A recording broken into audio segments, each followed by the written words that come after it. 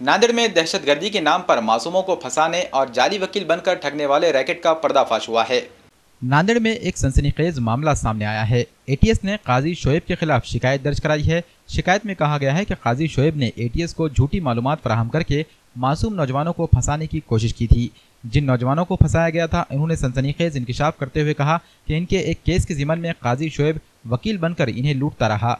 यहाँ तक कि सुप्रीम कोर्ट में भी वकील का लिबास पहनकर इन्हें बेवकूफ़ बनाया और मावजी की जंग जीतने के झूठे दस्तावेज तैयार किए और इनसे लाखों रुपए हासिल कर लिए। जब इन्हें काजी शोएब की कारस्तानी का इल्म हुआ तो रकम वापस लौटाने की इन्होंने मांग की, लेकिन रकम देने के बजाय काजी शोएब ने इन लोगों की एटीएस में झूठी शिकायत कराकर दहशतगर्द साबित करने की नाकाम कोशिश की, जिसकी वजह से ये खानदान बुरी तरह से मुतासिर हो गया। काजी शोएब के वालिद काजी जहीरुद्दीन नांदेड़ अदालत में वकालत करते हैं। मुतासरीन ने काजी शोएब पर सख्त कार्रवाई की मांग की है। मेरा जो है खेत का झगड़ा था तो उनके पास मैंने जो है केस ले गया शोएब के पास और जहीरुद्दीन के पास, दोनों बाप बेटे वकील है बोल के मैंने क्या करा, इनको बोला भाई मेरा केस ऐसा ऐसा है, मेरी ज़मीन निकलने की है, तुम निकालते क्या? तो उन्होंने बोला हम निकालते, दोनों बाप बेटे हम वकील है और तुम्हारा जो है ये मैटर हम निकाल के देते हैं और तुमको हो सके तो हम मुआवजा भी दिला देंगे, क्योंकि तुम बोले 10-15 साल से मैटर है, बोले तुमको इसको मुआवजा भी दिलाएंगे, माल गुजारी दिला देंगे। इसलिए मैंने उनको केस दिया तो 7-8 महीने अच्छे रहे, उन्होंने बात अच्छी करे, ये करे, ठीक करे। बाद में फिर क्या करे, तुम्हारे खेत पे इतना मंजूर हो गया, 63 लाख रुपए मंजूर हो गए, तो उसमें 5 लाख उन्होंने रख लेते, 57 लाख रुपए तुमको देते, तो उसके लिए आपको अपील करना पड़ती, कोर्ट फीस में अपील भरना पड़ती, तुम्हारे जो है ना वो जीएसटी निकालना पड़ता, तुम्हारा टैक्स भरना पड़ता।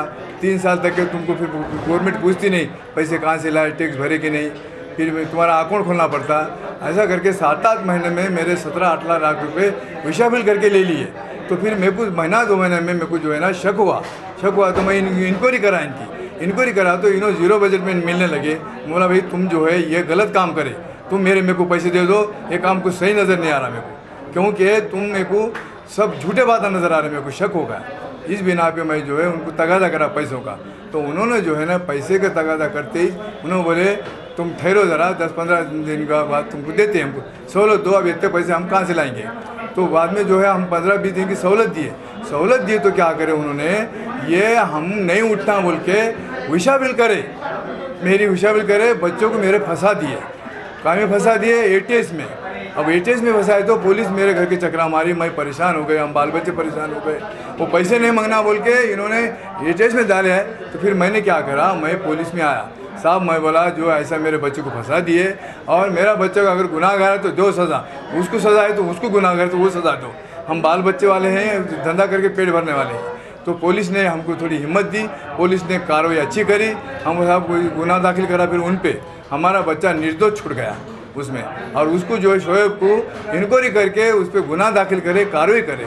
साहब को बोला साहब तुम जो है हमारे गरीब लोगों की इंसाफ करो और अच्छा इंसाफ करो।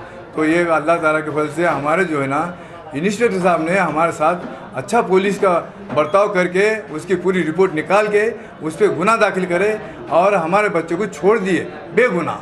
हमारे हक में वो फैसला है बोल के 63 लाख रुपए का फैसला दिए, लेकिन वो बोगस निकला और मेरे बेइल्म के वजह से मैं उसको समझ नहीं सका। केस वो उन्हें लड़तू बोल के पैसे दिलातू बोल के ले गया, लेकिन खाली कोट पहन के खाली फिरा। उस दिन की 16 तारीख थी, हो सके तो तुमको वो वीडियो इससे तुम्हारे कैरी बैग से भी, वो कैमरा से भी मिल सकते हैं उन्होंने, वो तारीख मेरे को याद है, लेकिन कौन सा महीना था कि हो सके तो कोशिश करके वो भी निकालेंगे हम।